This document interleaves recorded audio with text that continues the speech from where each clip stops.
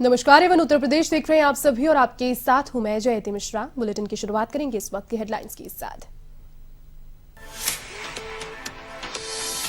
UP BJP ने जारी की 91 प्रत्याशियों की एक और सूची। 17 मौजूदा विधायकों के काटे टिकट तो सपा ने 8 उम्मीदवारों का किया ऐलान। टिकट कटने पर कई नेता हुए बगावती।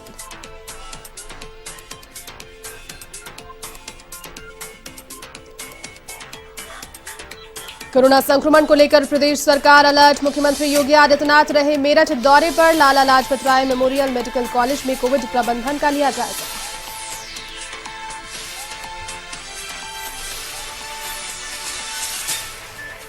प्रियंका गांधी ने फिर साधा योगी सरकार पर निशाना। युवाओं पर लाठीचार्ज की निंदा। सोशल मीडिया के माध्यम से जुड़ी युवाओं से भर्ती और नौकरियों को लेकर की चर्चा।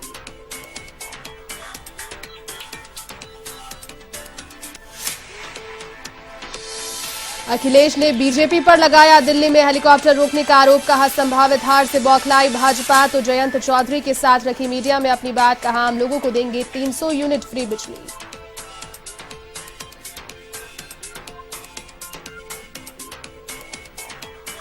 बुलंदशहर के खुर्जा में पॉटरी फैक्ट्री की छत गिरी। मलबे में दबे 1 दर्जन से ज्यादा लोग। एक महिला की मौत। तो जौनपुर के फतेहगंज में रफ्तार का कहर। ट्रैक्टर ने 12 साल के बच्चे को कुचला।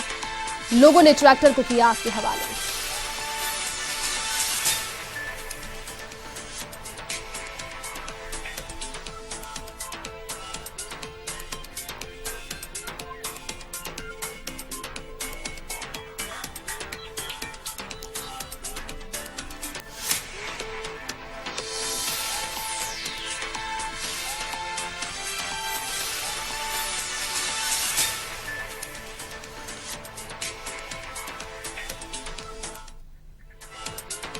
चलिए उत्तर प्रदेश की खबरों पर बात करने से पहले एक बार बात कर लेते हैं राजस्थान से आ रही एक बड़ी खबर पर। स्टेट टैक्स एडवाइजरी कमेटी की बैठक। कोरोना काल में राहत और टैक्स कलेक्शन पर चर्चा। मुख्यमंत्री अशोक गहलोत वीडियो कॉन्फ्रेंसिंग के जरिए व्यापारियों से संवाद कर रहे हैं। कोरोना काल में राहत और टैक्स कलेक्शन पर चर्चा, साथ ही रेवेन्यू स्केल पर भी बात मुख्यमंत्री अशोक गहलोत इस वीडियो कॉन्फ्रेंसिंग के जरिए व्यापारियों के साथ जुड़कर कर रहे हैं। State advisory tax advisory committee की बैठक। मुख्यमंत्री अशोक गहलोत वीडियो कॉन्फ्रेंसिंग के माध्यम से व्यापारियों के साथ जुड़े हैं। देखिए कोरोना काल में जिस तरीके से रेवेन्यू घटा है प्रदेश का और किस तरीके से उसे फिर से जनरेट किया जाए और अर्थव्यवस्था को पुनः सुचारू रूप से चलाया जा सके, इसको लेकर के एक साझा बातचीत मुख्यमंत्री अशोक गहलोत व्यापारियों के साथ फिलहाल वर्चुअली कर रहे हैं।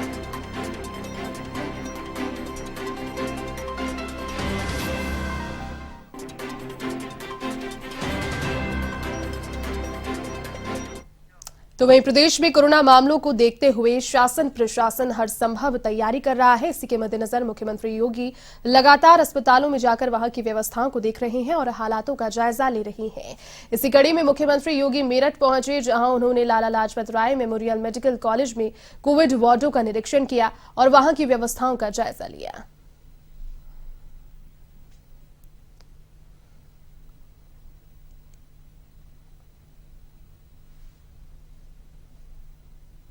को पूरी तरह निर्मूल साबित किया है। आप भी इस बात को महसूस कर रहे होंगे कि वर्तमान में तीसरी वेव कोविड की चल रही है। सेकेंड वेव में जो उत्तेजना थी, जो मारामारी थी, लोगों में जिस प्रकार से हॉस्पिटल में जाकर के बेड आरक्षित करने का एक बहुत ज्यादा अति सक्रियता देखने को मिली थी, थर्ड वेव में ऐसा कुछ नहीं है। यानी प्रदेश के अंदर भी और मेरठ के अंदर भी मैं इस बात को देख रहा था कि मुश्किल से 1 से 1.5% लोग ही हॉस्पिटल में आए हैं और वे भी हॉस्पिटल में वही लोग हैं जो पहले से किसी गंभीर बीमारी से ग्रसित हैं। शेष लोग होम आइसोलेशन में इस सुविधा का लाभ ले रहे हैं और आराम से वहां पर निगरानी समितियों की देखरेख में इंटीग्रेटेड कोविड कंट्रोल सेंटर के माध्यम से उनसे निरंतर संपर्क करते हुए, संवाद बनाते हुए उन्हें उपचार की सुविधा उपलब्ध करवाई जा रही है।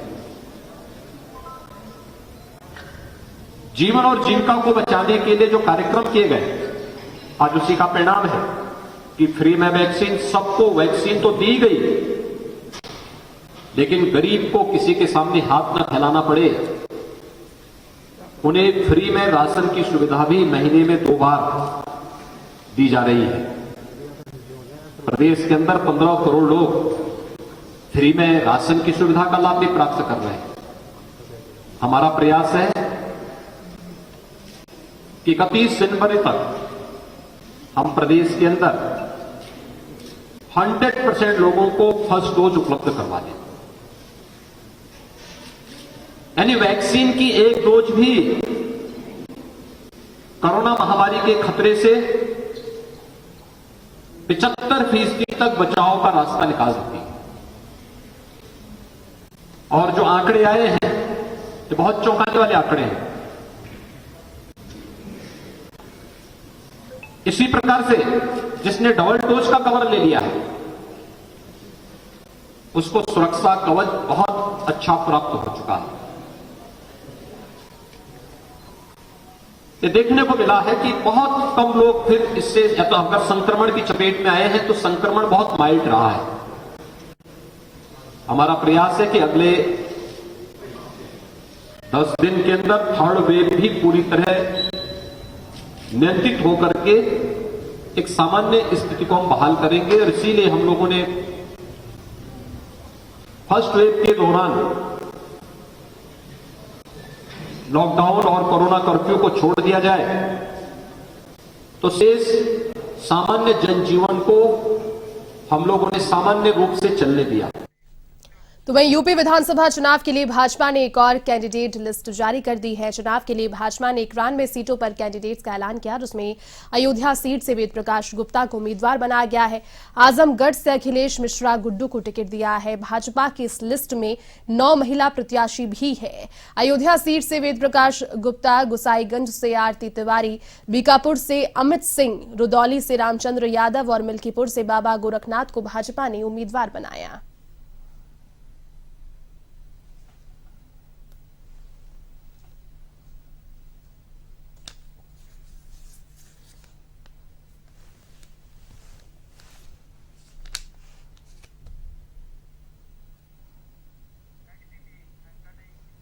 उत्तर प्रदेश विधानसभा चुनाव 2022 को लेकर प्रत्याशियों की सूची जारी करने का सिलसिला लगातार जारी है और इसी क्रम में समाजवादी पार्टी ने विधानसभा की 8 सीटों के लिए उम्मीदवारों की घोषणा की है।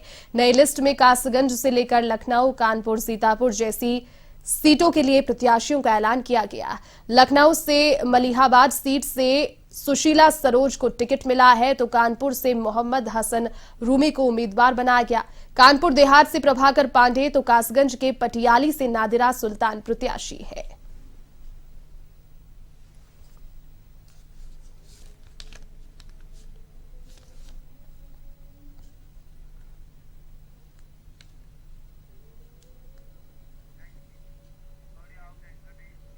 उत्तर प्रदेश का चुनावी रण सज चुका है, जिसमें सभी दलों के दिग्गज उतर चुके हैं। यूपी में चुनाव की कमान संभाल रही कांग्रेस की राष्ट्रीय महासचिव प्रियंका गांधी लगातार युवाओं और महिलाओं को साधने की जुगत में लगी है। अब तक उन्होंने डिजिटल तरीके से युवाओं से संवाद किया। प्रियंका यूट्यूब और फेसबुक के जरिए युवाओं से सीधे जुड़ी और बात उन्होंने की। प्रियंका गांधी ने इस दौरान भर्ती विधान और नौकरियों की बात पर युवाओं के साथ लाइव चर्चा की।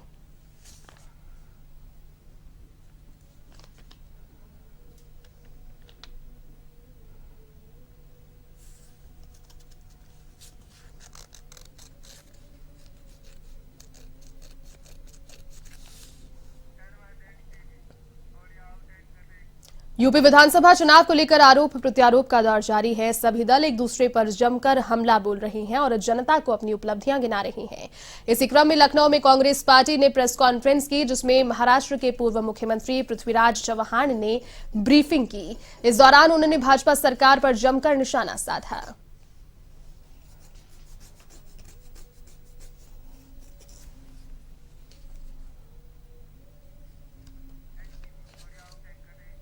यूपी विधानसभा चुनाव के लिए हर दल अब अपने अपने स्टार प्रचारकों को मैदान में उतार रहे हैं और इसी कड़ी में अब आगरा में कांग्रेस के छत्तीसगढ़ के मुख्यमंत्री भूपेश बघेल आगरा में कांग्रेस प्रत्याशियों का प्रचार कर रहे हैं। उन्होंने कैंट विधानसभा क्षेत्र के अर्जुन नगर क्षेत्र में जनसंपर्क किया और कांग्रेस प्रत्याशी सिकंदर वाल्मीकि के लिए समर्थन मांगा। इस दौरान मुख्यमंत्री बघेल ने लोगों को कांग्रेस की योजनाओं को बताया। जनसंपर्क के दौरान स्थानीय दुकानदारों से भी मुख्यमंत्री भूपेश बघेल ने संवाद किया।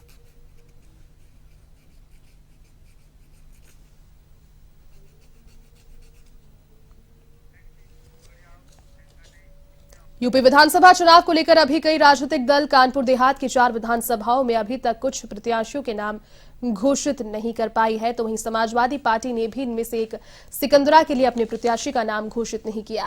नामांकन की बात करें तो जनपद से समाजवादी पार्टी के कमलेश दिवाकर ने अपना पहला नामांकन पर्चा भर दिया है। इसी के साथ नामांकन की इस दौड़ में अपने आप को अव्वल करा लिया है। उन्होंने बीजेपी सरकार पर तंज कसते हुए कहा कि भाजपा सरकार में विकास के नाम पर कुछ हुआ ही नहीं, समाजवादी पार्टी विकास की तर्ज पर काम करेगी।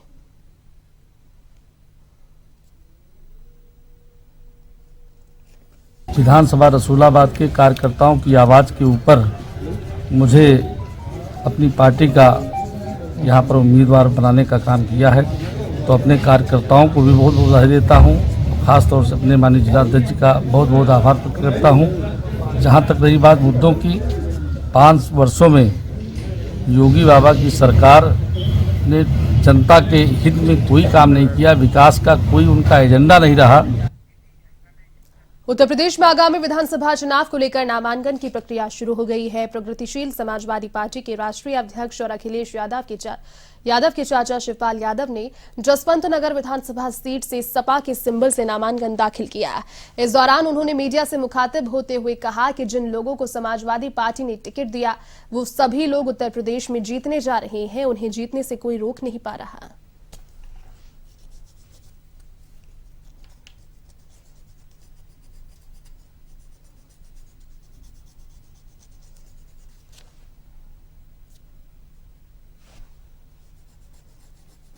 किसानों की हालत तो हुई है इस सरकार में, भारतीय जनता पार्टी की सरकार में। जो जनता परेशान हुई है, किसान परेशान हुए, छात्र नौजवान परेशान हुए, हर वर्ग के लोग परेशान हुए हैं। अब उनको याद आई, 5 साल में तो जनता को लुटवा दिया, पिटवा दिया, लोगों के खिलाफ झूठे मुकदमे लिखवा करके जेल भेज दिए।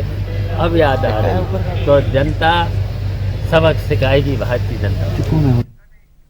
खबर अब जौनपुर के फतेहगंज से। यहां के सिकरारा थाना क्षेत्र में एक दर्दनाक हादसा हो गया, जिसमें 12 साल के बच्चे को तेज रफ्तार ट्रैक्टर ट्रॉली ने कुचल दिया, जिससे उसकी मौके पर ही दर्दनाक मौत हो गई।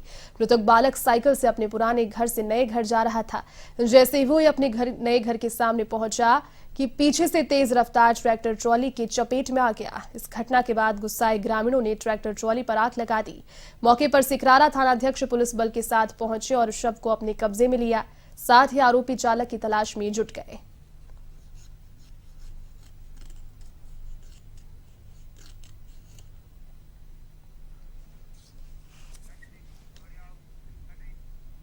तो वहीं बुलंदशहर के कुर्जा में पॉटरी सेंटर एरिया में इंसुलेटर पॉटरी की छत गिर गई, जिससे नीचे 1 दर्जन से अधिक लोग दब गए। घटना के दौरान परिसर में भगदड़ का माहौल हो गया। आनन फानन पर पुलिस को सूचना दी गई, जिसके बाद पुलिस के साथ एनडीआरएफ की टीम रेस्क्यू के लिए पहुंची और बचाव कार्य शुरू किया, जिसमें एक महिला की मौत होने की जानकारी है। भारी पुलिस बल को तैनात वहां पर किया गया है और अभी भी रेस्क्यू ऑपरेशन जारी है।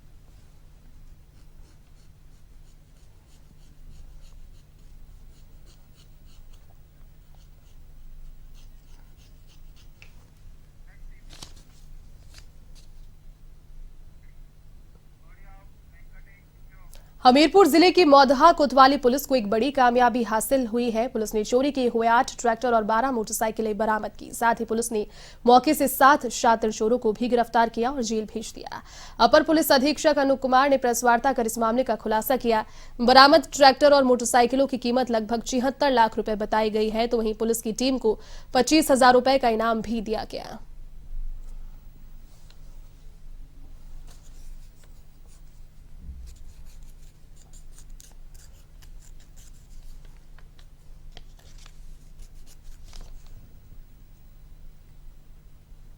देखिए, ये थाना प्रभारी जो मौदाहा है, ये चुनाव जो आगामी चुनाव है उसके दृष्टिगत ये अपने चेकिंग में थे, बल्कि पूरी टीम चेकिंग में थी। तभी इनको सूचना प्राप्त हुई कि जो गांव रीवन है वहाँ पे मातृ शिशु कल्याण केंद्र है, वो केंद्र है, वहाँ पर जो है कुछ लोग एकत्र हैं और वो वाहन चोरी के धंधे से जुड़े हुए हैं और ये एक अंतर्राज्यीय गैंग है। इस पर उन्होंने अपनी पूरी टीम के साथ जो है छापा मारा और उसमें 7 व्यक्तियों को गिरफ्तार किया गया। इसमें जो 7 व्यक्ति गिरफ्तार किए गए हैं उनसे जो है 8 ट्रैक्टर जो विभिन्न कंपनियों के हैं और 12 बुलंदशहर के जिला कारागार के सभी बंदियों और कर्मचारियों को आईओसे के प्रमाण पत्र से नवाजा गया। यहां पर सर्टिफिकेट स्वास्थ्य सुरक्षा संरक्षा के अंतर्राष्ट्रीय मानकों के अनुरूप दिया गया। ये प्रमाण पत्र प्राप्त करने वाली बुलंदशहर की जेल प्रदेश की पहली जेल बन गई। ये प्रमाण पत्र पुलिस लाइन में मुख्य अतिथि चंद्र प्रकाश सिंह, जिला मजिस्ट्रेट और विशिष्ट अतिथि संतोष कुमार सिंह की उपस्थिति में दिया गया। इस दौरान पुलिस अधीक्षक, जिला न्यायाधीश भी मौजूद रहे।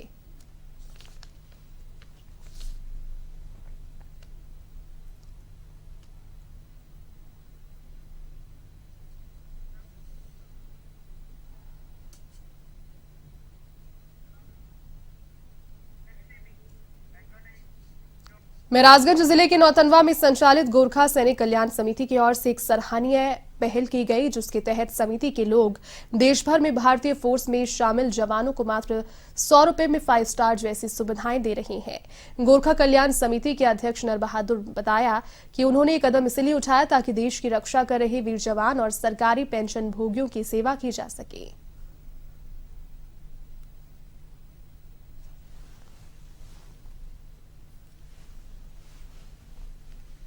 ये कार्यालय खोलने का हमारे संगठन का मेन उद्देश्य यह था कि हमारे यहाँ से जितने भी लेडीज़ बूढ़े लोग यहाँ से गोरखपुर जाते थे, हैदराबाद, देहरादून, सिक्किम, मणिपुर जाते थे, उनको बहुत कठिनाइयों का सामना करना पड़ता था।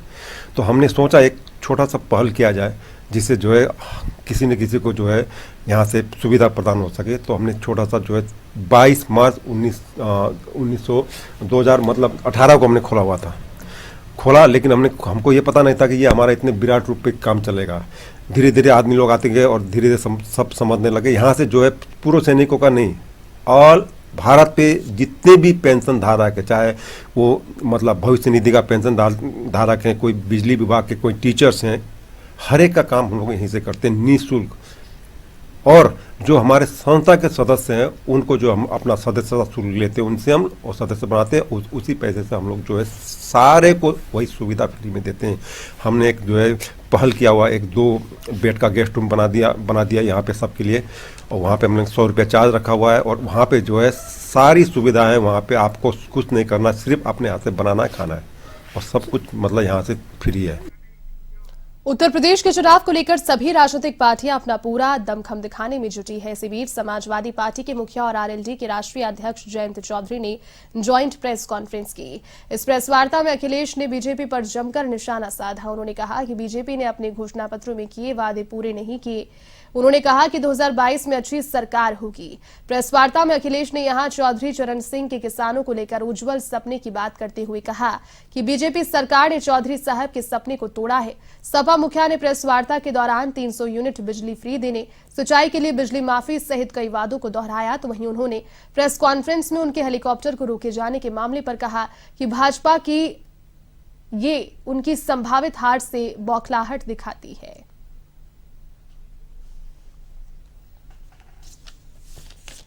ये चुनाव जहां किसान के भविष्य का है, नौजवान के भविष्य का है, व्यापार को आगे बढ़ाने का है, वहीं चौधरी चरण सिंह जी की विरासत को आगे बढ़ाने का भी है, जो किसानों को संपन्न बनाना चाहते थे।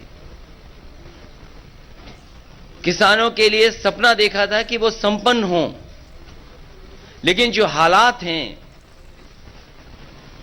भारतीय जनता पार्टी ने किसानों को कहा कि उनकी आय दोगुनी होगी, फसल समय पर खरीदी जाएगी और भुगतान भी समय पर होगा। लेकिन जिस तरीके से जो 3 कानून लाए गए बिना किसानों की राय मशवरे के, और मैं बधाई देना चाहता हूं किसानों को, उनकी ताकत का एहसास दिलाया। लोकतंत्र में किसानों ने एकजुट होकर के और सब कुछ भूल करके एक साथ खड़े होकर के मजबूर किया सरकार को, और सरकार को अंतोगत्वा वो कानून वापस लेने पड़े। भारतीय जनता पार्टी आज भी नहीं कह सकती है कि वो 3 कानून क्यों लागू किए थे और 3 कानून क्यों वापस ले लिए। कौशाम्बी जिले के चरवा थाना क्षेत्र में पिकअप चालक की हत्या मामले में खुलासा हुआ। एसओजी प्रभारी सिद्धार्थ सिंह और इंटेलिजेंस विंग प्रभारी मनोज तोमर की टीम ने 2 आरोपी युवकों को गिरफ्तार कर लिया है। एसपी हिमराज मीणा ने प्रेस कॉन्फ्रेंस कर कहा कि युवक ने फोन कर मृतक युवक को घटनास्थल पर पहले बुलाया और पूर्व नियोजित साजिश के तहत अपने साथी पवन की सहायता से उसकी हत्या कर दी।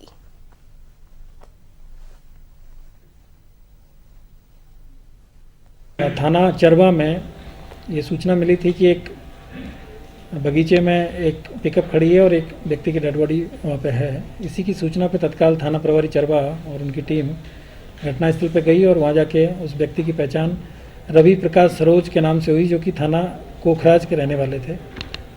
उनके परिजनों से जब जानकारी की गई तो उनके द्वारा बताया गया कि ये पिकअप गाड़ी चलाते थे अशोक लीलैंड कंपनी की, और किसी बुकिंग में ये उस एरिया में गए थे और उसके बाद में इनसे 8 बजे के बाद में संपर्क नहीं हुआ है। इसी पे हमारी टीम ने लगातार इसमें काम किया और हमारी सर्विलांस टीम और थाना प्रभारी और उनके नेतृत्व में जो गठित टीम के द्वारा जब जानकारी की गई और सीडीआर के माध्यम से और अन्य चीज़ों के माध्यम से जब जानकारी की गई तो ये पता चला कि जिस व्यक्ति के द्वारा इनको बुकिंग के लिए बुलाया गया था उनका नाम मंजय कुमार है और उन्होंने गलत नाम से इनको बुलाया था। और फिर डिटेल पूछताछ में ये चीज़ें सामने आई कि मंजय कुमार ने ही इनको किसी अन्य व्यक्ति के नाम से वहाँ पे बुलाया और फिर वहाँ धोखे से बुला के और उसी बगीचे में पहले इनके ऊपर तमंचे से फायर किया, जो इनको गोली नहीं लगी। फिर तमंचे की बट से इनको घायल करके और इनके पेट में जो पेचकस से बाहर किया गया और जिसकी वजह से इनकी वहाँ पे ये घायल हो गए। और मृत अवस्था में इनको फिर बगीचे में घसीट के ले जाया गया और वहाँ पे डाल दिया गया, जिससे कि ये कपड़े खोल के कि जिससे रात्रि में इनकी मतलब मृत्यु हो जाए। और कंफर्म करने के लिए उन्होंने कपड़े भी हटा दिए थे कि ठंड से भी इनकी मतलब कहीं अगर बचने की गुंजाइश हो तो ठंड से मर जाए। चलिए इस बुलेटिन में फिलहाल के लिए बस इतना ही। देश और दुनिया की तमाम बड़ी खबरों को देखने के लिए आप देखते रहिए A1 TV। नमस्कार।